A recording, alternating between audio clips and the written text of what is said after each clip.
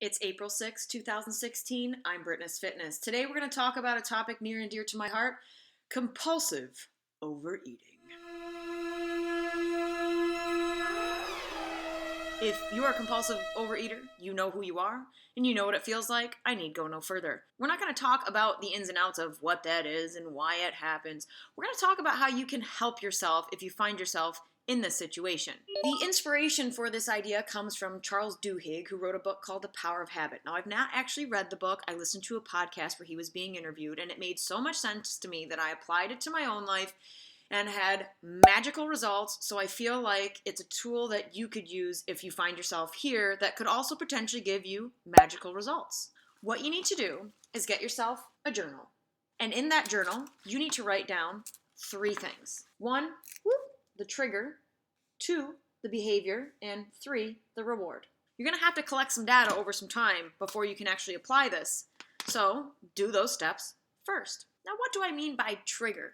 Well, first and foremost, you're going to go about your day, and when you feel that desire to compulsively overeat or you find yourself in that situation, pause and take a breath, get out your journal, and write down what just happened. Done.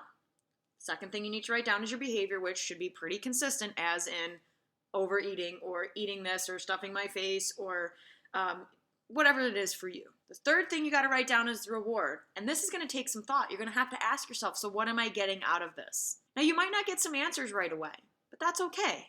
Give yourself some time, continue sticking with the process. Once you have a set of data about what cues your behavior and what rewards you're getting from doing this, you now can get some insight. Insight, you ask? Well, let's take an example to make this really crystal clear. When I did this exercise, I consistently noticed that in my trigger was the word uncertainty. And in my reward was always feeling better than it felt to feel uncertain. So what I figured out was that I was using food to feel better than what I was feeling. Yep. So I really wasn't working against myself. I was trying to help myself. Which, if you find yourself compulsively overeating, is an excellent realization to have, because you're no longer a criminal. You're no longer a sinner. You're no longer deserving of guilt and punishment. You're actually trying to help yourself. But secondly, the insight that it should be able to offer you is that you will see that you're getting a reward from doing this behavior, right? So you're trying to help yourself. So all you have to do is change your behavior to get you the same reward. So substitute a behavior. For me, it was taking a deep breath and saying out loud, it's okay that I don't know. It's okay to not know. It's okay to not know. And that just took away that feeling of fear that I had of uncertainty and allowed me to be at peace, which gave me what I needed without using the food.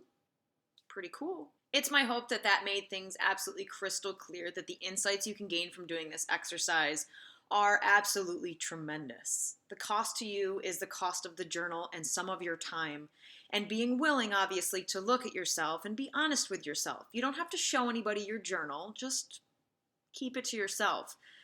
But you can be absolutely free of those compulsions to overeat if you are willing to do this exercise and look and see and find that pattern and substitute a behavior that gets you the same reward without using food. Truth. I'm Brittness Fitness, service over self. Thank you so much for listening, and I sure hope that this helps.